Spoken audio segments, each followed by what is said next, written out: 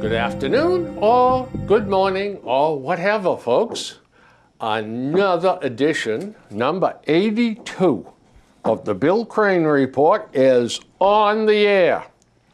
And we're not messing around today. No, sir. We get Chris, we get Dwayne, and we're ready to shake, rattle, and roll, and I'm going to go right after some subjects right away. I got a million miscellaneous things to talk about. We don't care who we offend today. That's right. Right. This is an equal opportunity. Offenders. All right, so I've got some subjects that we've been just dodging here for the last few weeks because I keep finding these other stupid things to talk about. So today we're going to have subjects. All right, number one, sperm donors. This is a business that does not appear to be well regulated. I don't think it is. No. And what's happening here is people are finding out that some of the donors have impregnated up to 50 or 60 women. Oh, absolutely. Now, in a small geographic area, Yeah, you could have a lot of offspring running around. say like Eastern Massachusetts or something like that. I mean, you could have brother and sister marrying or cavorting or whatever kids do these days. But this seems to me this is serious. And you wonder how carefully they are screening the donors because, well, the people that are looking at this, first of all, they said they don't require genetic testing for certain hereditary conditions, such as cystic fibrosis, leaving families to wonder what the devil's going on, you know? So what they're calling for is more comprehensive genetic and medical testing, tracking and limiting the number of offspring per donor to reduce the number of half-siblings, updated donor testing to track conditions that may develop over time, an end to donor anonymity. Wow. That's Yeah. yeah. Now, that last one could be important. yeah, sperm banks rely too heavily on donors to disclose accurate personal information, Kramer said, leading women to conceive under false pretenses. It's an issue that has spurred a number of lawsuits against sperm banks, and they name a couple of them. At least one such lawsuit alleged that a donor had admitted to misrepresenting himself as an Einstein-level genius. The donor, who has at least 36 offspring, is allegedly a college dropout with a criminal history who has been diagnosed with schizophrenia. Oh boy. This doesn't not sound like a well-run deal. No, of course not. But- Look at the donors to start with. That's right. What? I got to say, what motivates you to go in there, to donate? Yeah, maybe. But especially some of them pay. Well, yeah. You know, you get paid to do this, I understand. Oh, absolutely. They all do. Now, I'd starve to death if I had to rely on that for an income. But the guy that's doing that is the same guy that's walking around looking for his next fix someplace on the street. Well, here's the thing. Remember blood banks? Yeah, that's the same. We pay you for a pint of blood? Yeah. Well, the guys were donating every 2 weeks, Yeah, and they were winos. That's right. But the blood banks needed the blood to sell it to the hospitals. That's right. So they carefully screened Sure they did. the winos. And they finally cracked down on that. But yeah, also, it's interesting that women choosing to breed, if you will, are interested in what a guy looks like. Tall, dark, and virile. Yeah.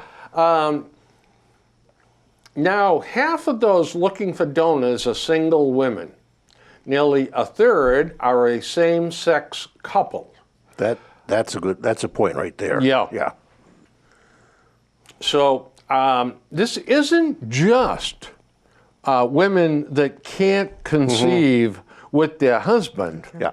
or significant other that are looking for a Means to have children. yeah. I was going to put it more coarsely, but you put it delicately. That's why I'm here. But the thing is that they're being chosen on their looks, athleticism, and not on their IQ or on their college background or they don't go too deeply into the guy's family either, which seems to me, I don't know, I would certainly, if I were a lady that wanted to procreate and just couldn't quite seem to face getting it done in the traditional fashion and wanted to do this, I'd want a heck of a good background check. Yeah, I'd want a good profile to see what's going on. Yeah, done right, Yeah. done right. And one of the proposals is that once these guys donate and once the lady has been served, that boom, case closed. Records are out the window, and now this is the part that drives me nuts. The lady says, well, what if someone wants to know who their sperm donor father was? Can you explain to me why anybody in their right mind would want to pursue someone who anonymously donates sperm? Daddy! Give me a break. Other than tracing back a history of medical. Diseases, right. Yes. Other than that, I don't see Yeah, there's no reason to. It would seem to me, too, that a DNA test like that's done by the background people that look at your nationality breakdown, Yeah. you know, so you can get an idea of Their roots. yeah, their roots, exactly. You are very poetic today here. It's flowing from you as I grasp for But the numbers thing here. is, it would have to be nationwide because they would just right. go to another donor. Now, here's facility. the problem I see with that is, well, yes, you're absolutely right. The problem is that these guys that want to get a fee for donating are going to tell the clinic anything the clinic wants to hear. There's no way to verify this. That's right, because it's anonymous. And it seems to me that this is, well, in the past 2 years, the cryobank has added criminal background checks and psychological screening, as well as testing for 261 genetic mutations. Just one cryobank in California is doing that, which seemed to me that every bank should have to do this. Absolutely. And this also happened here. This lady, 1 week after she had her second child, she was notified that her donor had committed suicide 3 years earlier. Talk about Freddy Krueger coming back from the grave. I don't know about that. You never Yeah. know. You just it's a turkey shoot. doing Yeah. it. So how did they notify her? I don't know because I cut off part of the article. I mean, they had no. They had an ethical reason to tell her, but they Yeah. didn't have any Well, legal yeah. reason. As a result, she wrote, "My children." This is this is what I was alluding to. My children have not only lost their right to seek out their donor at age 18 for whatever reason, but they also may or may not have inherited a predisposition to suicide. This is unconscionable. The FDA needs to step in and regulate this industry on a federal level. Beyond testing, the petition requests strong limits on the number of offspring per donor to reduce the chances of random half-sibling encounters. It is recommended there are no more than 25 births per population of 850,000, but this is not always tracked or enforced. I wonder what the religious implications are of this. If the government would try to start regulating this, wouldn't some religious groups protest that the government should not even allow this to happen? Well, I would say so, and I believe that's true. And because right here on the outside, I wrote "Playing God 1," and I think when we start usurping God's role, I think we're playing with fire. I would never do this, okay? If we were childless, all right, I would either adopt a child or I would say it's God's will. And I would not start playing Russian roulette at the sperm bank. But then again, that's me. Well, any last thoughts on this? I've seen a couple that do. It was disastrous. You know? Really disastrous. Yeah. By the way, Divorced and the offspring is institutionalized. do you know,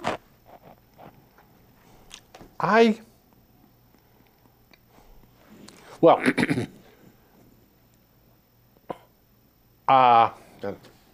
no, I You don't wanna think wade in that's there? off the radar. I think I better leave that one Okay. alone. But one of the things I've often wondered about, and I've known a lot of people that have adopted children, and some of them have told them they're adopted at the age of 6 or 7.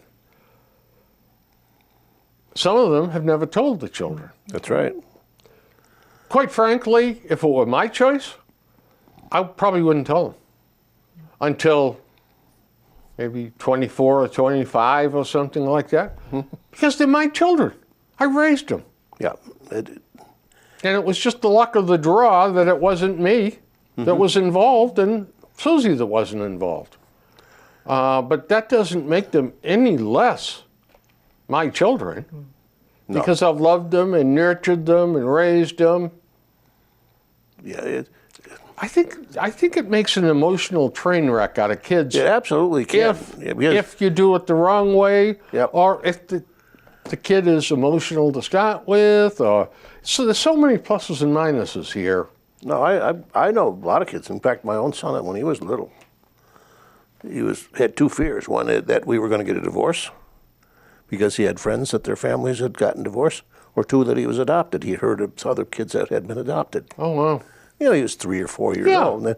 But this is what's going through their minds at that point. Yeah. I'm sure Monica was able to say, I can assure you, you weren't adopted. Yeah. All right.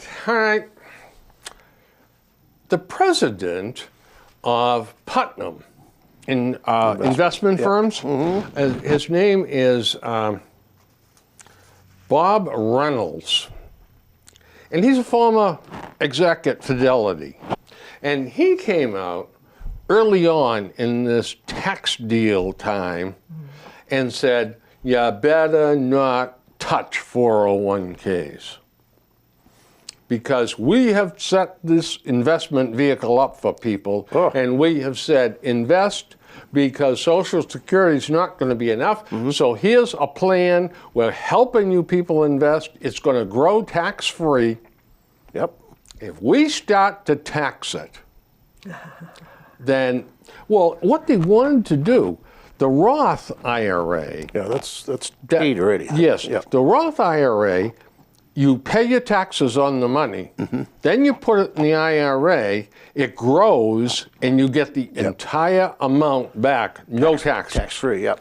The other way is the traditional IRA is you have the money taken out of your paycheck, it's not taxed, it grows, and then you pay ordinary taxes on what you take out as part of your income tax. And all Reynolds is saying is we have both plans, people can choose whichever one they want, but we should not be taxing, or we should not be limiting or cutting back on the amount of money people can put in these things. Yeah. I think we made a mistake. Because when we started with the IRA, 401k stuff, there wasn't any Roth. Roth didn't exist yet for years after that. And we had a chance at one point to convert those original IRAs into Roths. Yeah. And I elected not to do it. Now I wish I would have. Well, you know what? You were going to pay Oh, yeah, I would have paid the taxes on taxes them. then. Yeah. And let's just say you're in the 25% bracket. So $1 out of every 4 is out the window, you know? I didn't expect the stock market to go wacko. from wacko where it is now to where it is now. double wacko. Now we're drawing off. Now the tax man's saying, hey, come on. But you know, But they told you the bill saying that you would be beneficial doing that because by the time you retire, Right, the exactly taxes right. will Your be income would be lower. That was one of their selling points. Yeah, but that wasn't a guarantee. No. that's right. Yeah. Well, it was a reasonably true statement for 75% of the people. Right. But people, estates that invested their money wisely, they still might remain in upper brackets. But they also have tax lawyers that take care of all that stuff for them. So are they proposing a change? Well, there's some talk down in Washington that, you know, rather than allow up to $18,000 a year to go into a 401k, we ought to cut that back to $15,000. That way they can tax more money. Of course. But no, that was, some people threw it out on the table, and Reynolds stepped up to the plate and said, look, this is madness, total madness. You've made a deal with the American people, now you're going to pull the rug out from under them? No way. Wow. And he was one voice crying in the wilderness. Yeah, I was, plenty of other people supported his position, but he stood up first. And he said, this is a non-starter. You've got to stop this madness. But isn't the government also proposing to pull the rug out on a lot of other things in this new tax bill? To borrow a line from Nancy Pelosi, we have to pass this so we can see what's in it. Well, Yeah, that's true. Yeah. I listen to the TV and I say, they talk about the Democrats and the Republicans, I say, but they never tell you none of the truth, what the details are about. Well, what are the Democrats standing for and what are the Republicans standing for? Well, the Democrats are just standing off to one side and they're saying, they're like the three monkeys, you know, see no evil, speak no evil, hear no evil. I don't want anything to do with this so whole they won't thing. be responsible. Yeah, that's right. Yeah. So we can, and you know what really irks the Democrats is when the Republicans start nudging around with Social Security. Franklin Delano Roosevelt did that. He was a Democrat. You people have no business touching Social Security, not even enhancing it. You got no business doing it, you know? So, but they are changing Social Security. You now have to work a couple more years. Yeah, yeah. So, I mean, this is nothing new that the government's pulling the rug out from under people. Yeah, you're right. But of course, people live longer too. Plus, they tap into that Social Security fund that should never get their paws on that money. Yeah. Well, I mean, listen, when they made that deal in Congress, and the Republicans and the Democrats did it together behind closed doors, and they said, all right, the Social Security Trust is going into the general fund. Oh, yeah. And the full faith of the American government is behind paying the Social Security, and we'll come up with the money every year, but they stole the trust fund. Oh, yeah. And they did it together because one party couldn't do it. by themselves, even if they were in the majority, because they said, oh no, we're not going to be the donkeys. Okay. We either do this together or we don't do it at all. Mm-hmm. That was a horrible thing, doing that. Horrible the way they did that. All right. How do we get jobs like these? Tingsboro tax official indicted on theft charges. This is good. A Tingsboro town official who allegedly spent more than a decade stealing hundreds of thousands of taxpayer dollars from the town finance department has been indicted on larceny and money laundering charges. Nancy Dutton, 56, who worked as the town's assistant tax collector, deputy tax collector, was placed on paid administrative leave. That always amazes me. Yeah, when she was indicted by a Middlesex County grand jury on 5 charges going back to 2004. And she falsified all kinds of records. Do towns not audit funds and departments? I mean, how the hell I think they do, but they do it poorly. What town was she in? Tingsboro. Where is that? Out towards the central Is part it of the state. Massachusetts? Oh, yeah. Oh, yeah. Because there was a similar show on TV about something like this that happened. And the thing was, they only had part-time government, so there was really nobody there keeping track. So I said, they do it poorly. Yeah, the part-timers are taking advantage. Well, even Dutton was, full-time town government sometimes are not the best that you can find. No. Dutton allegedly used her position to take tax monies meant for the town and then covering up her actions by falsifying records. The missing funds, which were discovered, this is interesting, shortly after a change in leadership and software at the town's finance department, have led to several changes aimed at preventing similar thefts in the future, including upgrading the accounting software and tighter managerial control over financial transactions. She should go to prison for this. Of course. But do you know who should go to prison right along with her? Her boss. Yeah. Because either he was a moron that did nothing, or else he was complicit in this. Yeah. There's no other way this could happen. I mean, it makes you wonder, does this go on all over the place? I think this is epidemic. Endemic? Oh, absolutely. And not only the local level. I mean, you find this in the state. You find it on federal level. Oh, yeah. Funds being siphoned off various ways. I mean, sometimes they're ingenious, and sometimes they're stupid. Boy, I tell you, look at the Clinton Foundation if you Oh, want my to see God, how yeah. you siphon off funds. When all of this finally comes out, well, I don't think it will, by the way, because these people are all sort of mixed with one another. And, well, you know, if you blow the whistle on me, I'm going to blow the whistle on you. It's all intermittent. Yeah. But it happens every place. But this is great. I mean, a change in management, in leadership, is what was required to find this. The moron that was in charge should be doing about 30 years in Devil's Island. This is a good one. In Methuen, a longtime city employee accused of stealing and pawning valuable historical artifacts from the Methuen's municipal vault, tried to file for retirement just hours after she was confronted with evidence of her crimes. She's been in the city clerk's office for 20 years and had been previously tasked with cleaning the vault.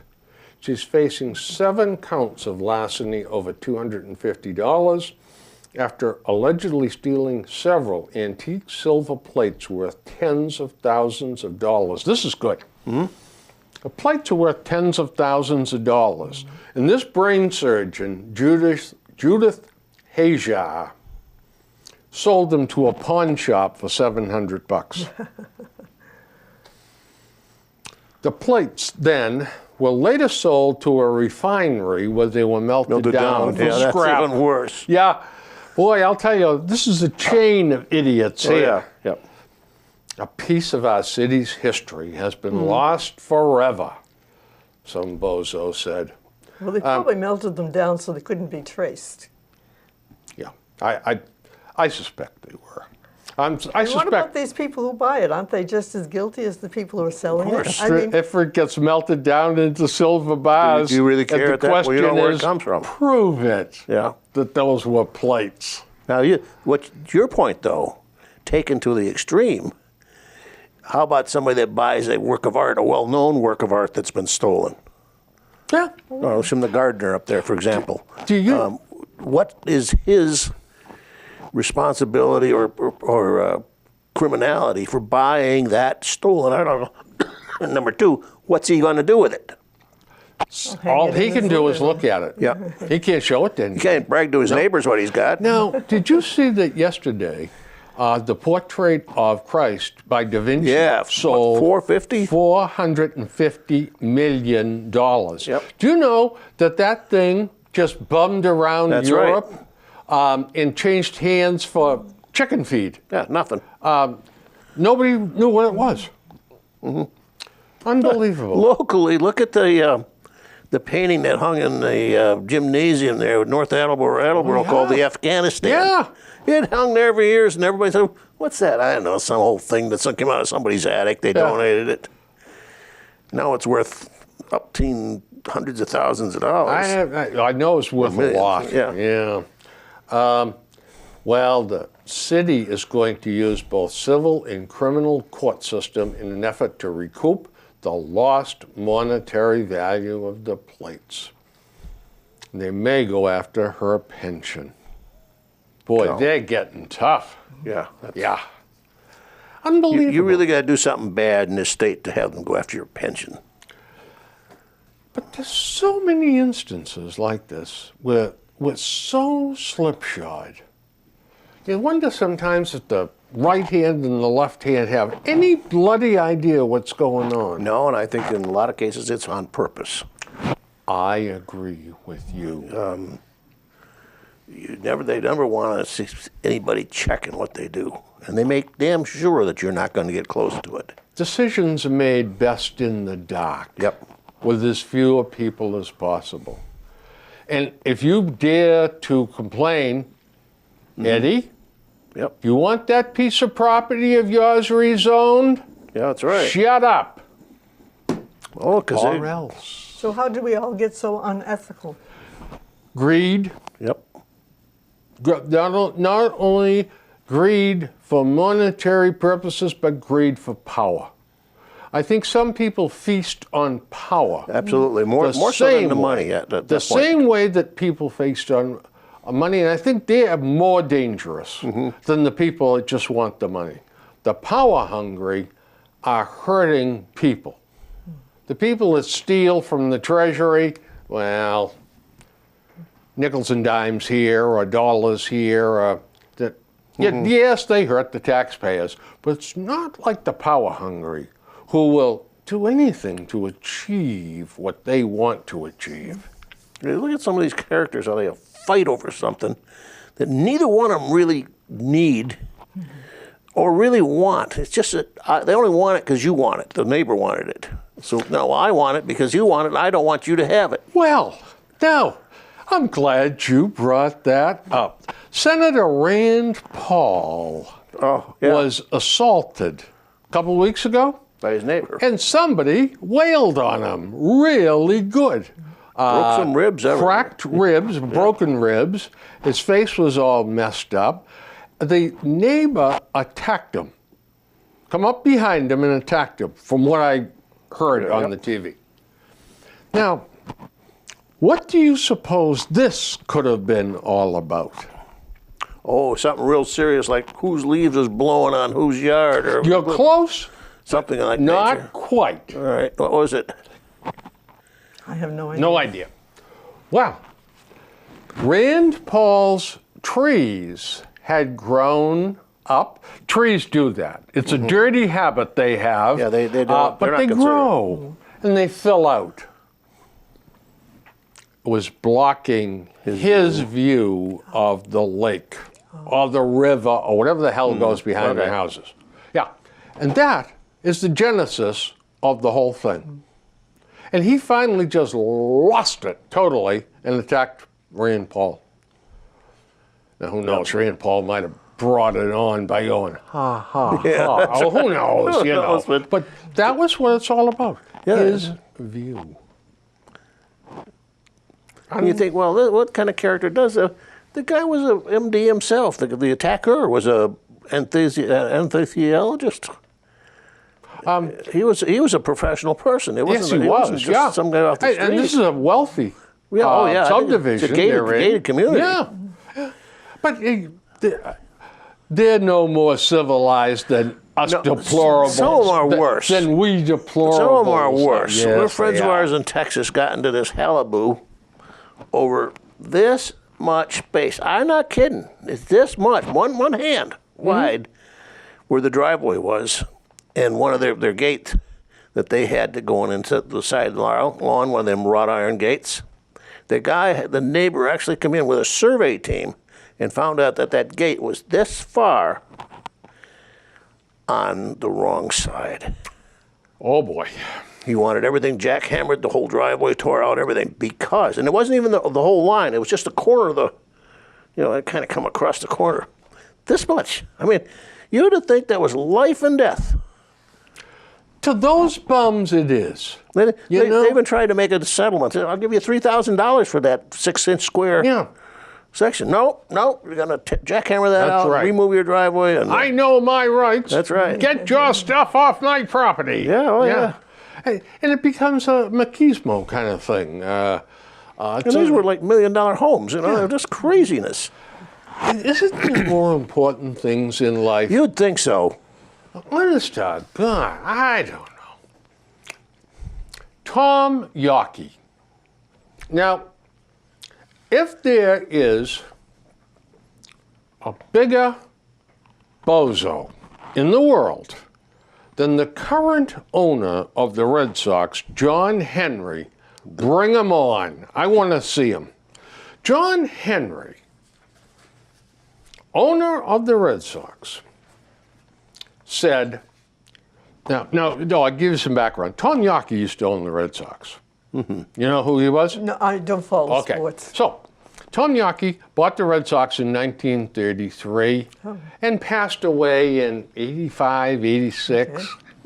Then his wife, Jean, owned them for a while. And then she sold them to two trusted friends. Eventually, John Henry, a multimillionaire hedge fund manager, bought them. Tom Yawkey was from South Carolina. He had a plantation down there, and he was a Southern gentleman. And the Red Sox were the last team to have a black ball player on their roster. Pumpsy Green. Yep. And so for that, I won't say he was vilified at the time, but it was pointed out. Yeah, but it was kind of accepted. It was, Yeah, it was. So what? Big deal. I mean, yeah. I mean, there was Particularly here. At that point in time, there was Yeah. a double handful of blacks in the league. Jackie Robinson broke the color barrier in 1946 or 7, I forget which. And then Larry Doby in the American League. And then every team signed a black guy or two. And the rosters in 59, there might have been 2 blacks on an average on a team in major leagues. Some teams only had 1, some teams had 4, but the blacks they got into sports, into baseball, and were making strides. And that's fine. I mean, in athletics, the best player, you sign him. The Red Sox really didn't. So Tom Yawkey was vilified later on in his life for failing to integrate his team. So John Henry owns it. John Henry recently, when asked, said he was suddenly haunted by his team's racist past and ready to change the name of Yawkey Way, which is the street that's run across the front of the. That's correct. The Fenway. That had been renamed, whatever it had been. I know what it had been, but nonetheless. So he said he couldn't sleep at night. He was haunted. Oh, he's haunted by the racist past. Oh, look at him. He looks like a zombie. Yeah. He may be one. Yeah, so he probably was haunted, you know.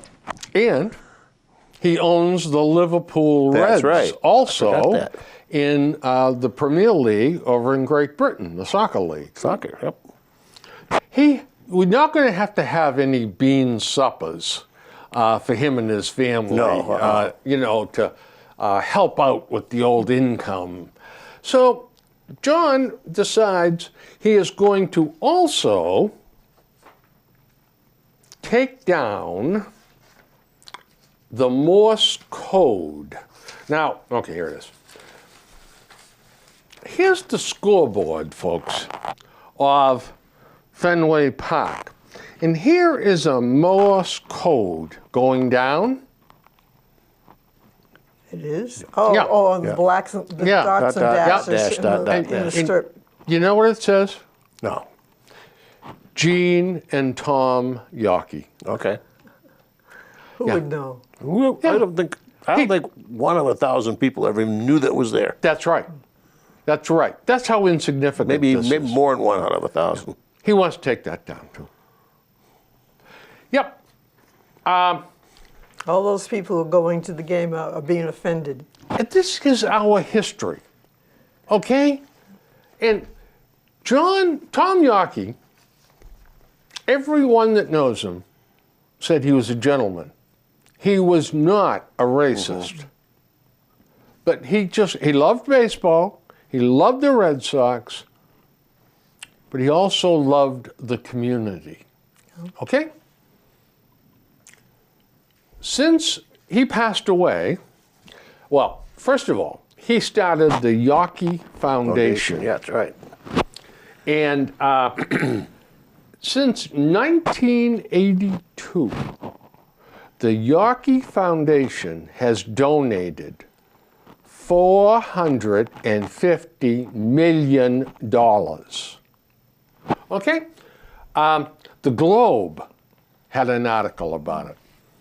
And they went tisk, tisk, tisk over the fact that trustees tend to dole out cash to outfits they are close to. Or just maybe are close enough to know what a good job these charities are doing. That's my words at the end. Okay?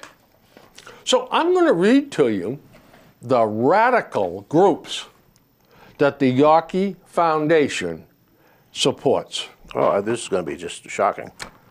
The Boston Foundation, Boston 10-Point Coalition, Catholic Charities, Boston College, Bridge Over Troubled Waters, Campaign for Catholic Schools, Boston's Children's Hospital, the Cape Cod Baseball League, Boy Scouts of America, Boston After School Partnership, Generation Excel, the United Way, Gardner Museum, JFK Library, Mass Mentoring Partnership, Black Ministerial Alliance, Gardner Museum, and the Bethel Institute for Social Justice. Radical groups, One and all. Yep. And he started and supported the Jimmy Fund. Yep. It was a joint effort between the Boston Braves and the Boston Red Sox. Boston Braves left town. They moved to Milwaukee. He took over the Jimmy Fund totally. All the good that this man has done, John Henry wants to tear down. Oh, yeah. It's all a matter of Because some he- stupid principle. Because he's haunted. Yeah. What a 4-star phony he is. There, folks, you heard it here first. If the Red Sox follow through with this,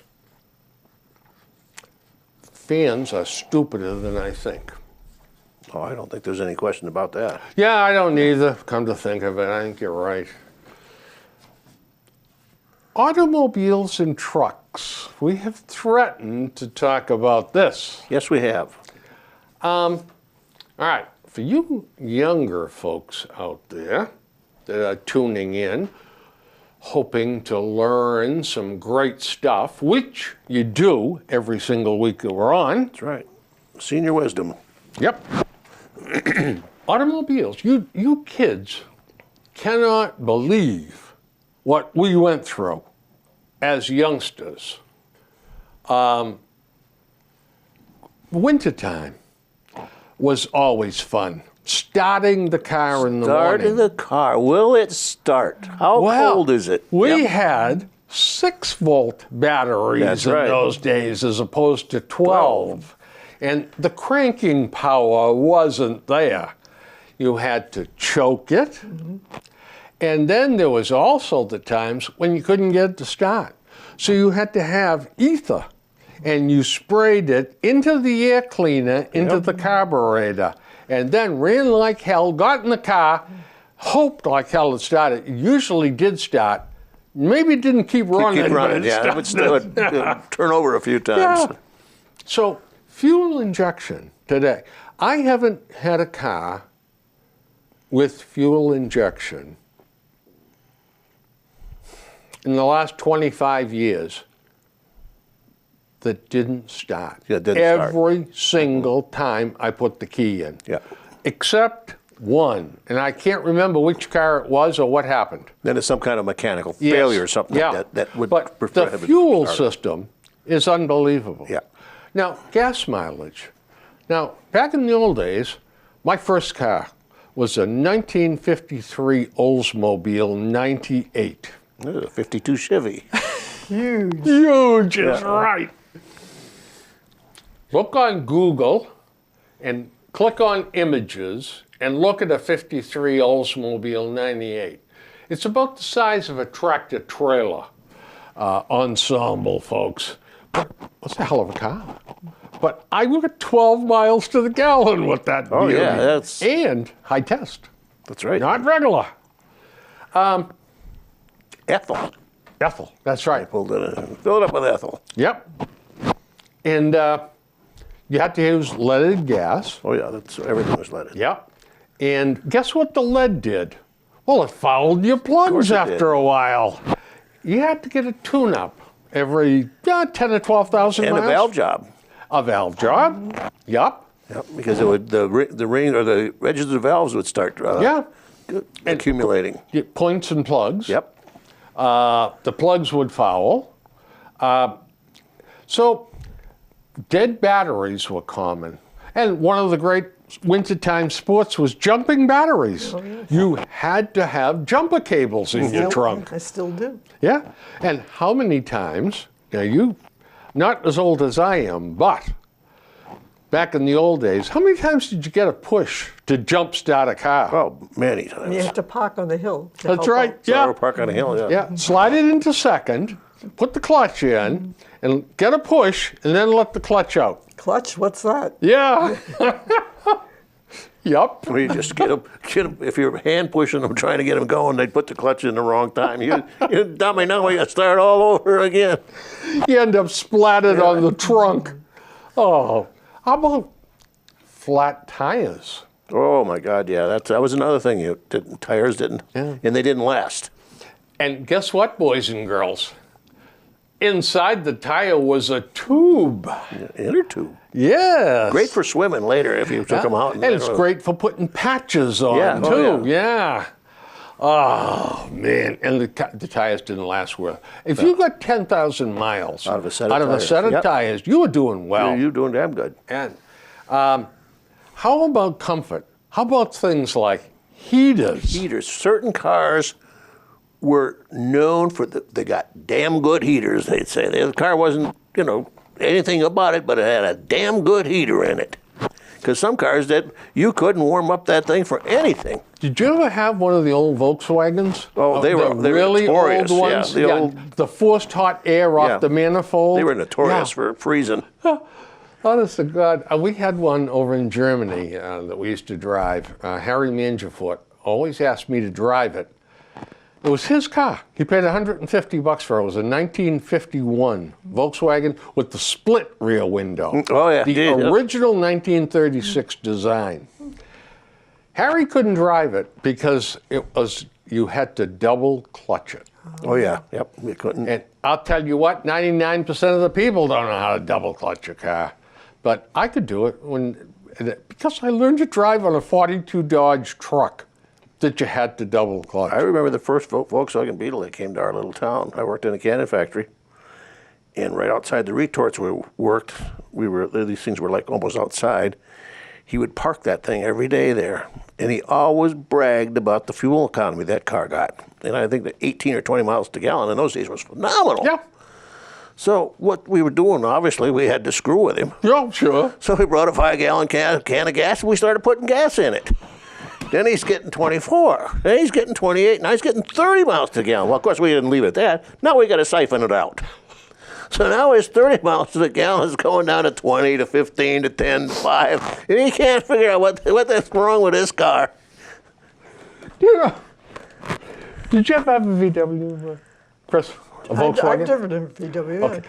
But Do you remember you probably don't. The first ones that came over, there was no gas gauge. Oh. And when you got down to 1 gallon of gas, a red light came on, and you put a crank, and it will allow the 1 gallon in reserve to be used. Guess where the gas tank was? up front. That's right. In front of the windshield. What a handy place in case there's an accident. Oh, Absolutely perfect. And you can listen to it slosh, too. A couple of years ago, I took my car to a collision place to be repaired. And I went to pick it up, and the guy couldn't start it. He said, "You can't start your car." He didn't realize it was the clutch, and it was a clutch car, and it didn't dawn on him. And he had to do the clutch. Couldn't turn the key because you had to push the clutch in first. I don't know. Yeah, I would It guess happened that was out it. back. They just Yeah. said, "We can't move your car out front." That's what they said, because they didn't realize. And they said, "You little old lady, you're driving a clutch car?" I said, "Yeah, why not?" But I bet you your confidence in their ability to fix your car just skyrocketed, right? Well, they weren't doing mechanical stuff. Oh, But today young people, most of them, unless they bought a sports type car, yeah. they can't drive. They don't No. drive a straight stick. We had to. In order to get a license in Massachusetts when I was 16, you had to take your license on Oh, you a did? standard Oh, shift. Yeah. I never had an automatic until probably 1964 when I was 24 years old. I still don't have an automatic. Yeah. And defrosters that work. That's another another thing. thing. Back in the old days, man, you didn't get much air up there at the windshield.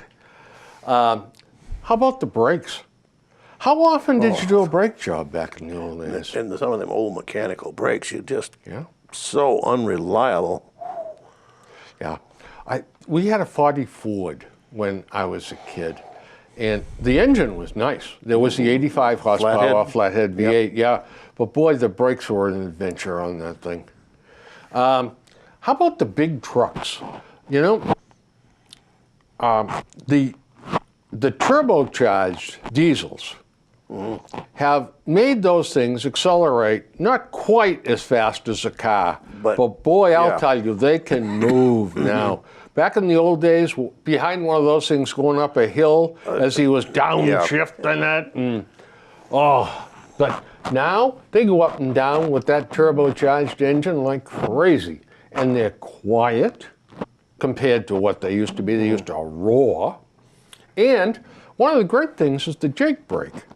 They uses the engine as a braking mechanism, and that's the one that goes when they Great unless engage you it. live next to the road that they're doing it on. Yeah. And the fuel mileage has nearly tripled. Yeah. Reliability. Do you know that those guys, when they buy say a Freightliner or a Mack or a Peterbilt or something like that, they have 600,000 mile yeah. warranty. Oh, yeah, it's huge. Yeah, and at 300,000, you have to bring it in for a complete rebuild of the powertrain, and then you're good for another 300. At 600,000, they usually, if they look good, they go to Mexico. Yeah. That's where they go. Well, it used to be standard when your car reached 30,000 miles, you turned it in. Oh, yeah. In fact, I was talking to a guy. I never liked the guy, okay?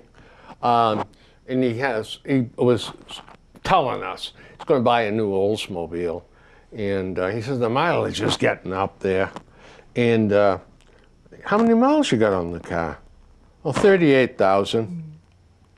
These cars today will go 50 or 75,000 miles, I said. He said, I've never owned a car with over 40,000 miles on it. It's high mileage. I mean, and he was insulted that I'd even suggest that a gentleman like him would get down with the deplorables and drive a car with more than 40,000 miles on it. That was a high mileage, almost got a high mileage car. At 70, you might as well, it's almost junk. That's right. If it hit 100, you just roll it to the junkyard and leave it alone. My dad took me to look. My first car, I was a 53 Olds 98, but the first car I looked at and I drove at this dealer down Norwood was a 55 Imperial, Chrysler Imperial, Yeah, oh, yeah. two-door hardtop. It was a beautiful car. Oh, was it gorgeous. And my dad, we took it for a ride, and it was okay. My dad said, no way. It's got 65,000 miles on it. He said, you can't do that, Billy. This thing's getting set to fall apart. Yep. That was it. And by the way, well, one more thing with the trucks, too. The diesels. Glow plugs. Yep. When you got in one of those big rigs, you had to turn a glow plug no spark on. plug. Yeah, to heat up the chamber, the explosion chamber, where the piston, in a diesel, the piston comes up, mixes with air and fuel, and because of the way it compresses, it ignites and pushes the piston down. Doesn't need a spark plug. Oh. But you got to have a glow plug to warm up the chamber. Start that, yeah. So that was a minute or a minute and a half in the winter that you had to sit there and wait In the cold. in the cold. Yeah. Probably going to stay cold. By the way, electric cars are coming. But I think so, too. some guy had a press release today, and it was a big deal. He was going to bring out an electric car that would go 500 or 700, I think it was 700 miles on a half-hour charge. Now, I tell you what, That would revolutionize the if whole he auto can industry. do There's that, that's going to revolutionize automobile sales. But they had a guy on, an automotive expert on after him and said, all right, let's be honest, that guy's a crackpot. He's been saying things like that for years. He says, now if you read the fine print, he's working on a design, and that's the design parameter that he's working for, yeah. towards, and he hopes to have it commercialized by 2024. Yeah, or basically 7 years from now. So that's, that whole story is just essentially a bunch of nonsense. But I'll tell you what, when they are able to get 500 miles out of a charge, and you can charge it in 3 hours, I think the electric cars will really carve out a very significant portion I think of the business. the petrol-fueled ones will become dinosaurs then. By the way, one other good bit of news. Global demand is growing for oil and gas, and it is predicted to grow and oil demand is forecast to keep rising until 2040, with natural gas growing by a sharp 40%. I think that's great news, because America is now essentially we are energy independent. Yep. And as we go forward and continue to frack, we are going to become one of the leading vendors of oil and natural gas in the world. This is great for our economy. Oil jobs are good jobs. They're high-paying jobs. Goodness. So I think this is great news. But some people are against fracking. Oh, I know, but you know what? Some people are against Everything. Everything. You know, they're the know-nothings. Well, it pollutes the groundwater.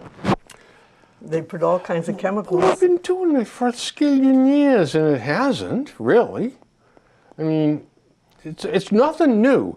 The only thing about fracking is that we know now how to go sideways. Yeah. Yeah, but Horizontal drilling. don't they put all kinds of chemicals? They put chemicals in the water, right? And they put it down under pressure. And sand, yeah. Yeah, sand is basically what it is. Multifaceted granular sand. But you know, the anti-fracking group would love to find some instances where this has really happened, that this has turned into a horror show, and it really isn't.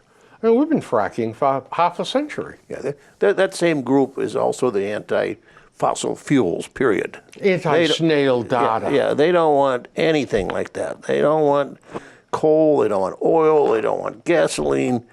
They want to sit in the woods and eat honeysuckles or something. No, they want their solar. Yeah, so Yeah, but solar goes off after the sun goes down. And they want wind power, but those blades stop turning when the wind stops turning. And I'd say there's not a oil spot and for gas them, is but there all the time, kiddo. Well, that's true. It's there. And by the way, I use oil heat in the house, too. I wouldn't have anything else. It's all there. I use oil also. Yeah. I used to burn a lot of wood, but not anymore. Ladies and gentlemen, this sparkling exchange of ideas has come to an end. And we hardly irritated anybody today. That's I know something it, wrong. but I'll tell you what, we're going to irritate somebody next time, because I got some things that I am ripped about. Yeah. And this business of that colonel I and was the state police. I was just going to say, hang on, folks. Yeah, There's that's more coming on going to that. be a beauty. Yep. 'Cause I'll tell you what, there's no more pro-police guy than me Yep. and Dwayne. That's right. And this is infuriating. And I'll tell you what. That's exactly my reaction. I tell you what, Governor Baker is a dead duck. Yep. If he doesn't take this thing, That's right. And he's clean house running from top to bottom away on that. from it so fast. Yep. Folks, it was a pleasure and a charm that you invited us into your living rooms. I hope you had a wonderful time. And guess what? 2 weeks from now, we get to do it all over again. Yeah. Oh boy! All right. All right, good night. Take care, guys. Good day, or whatever.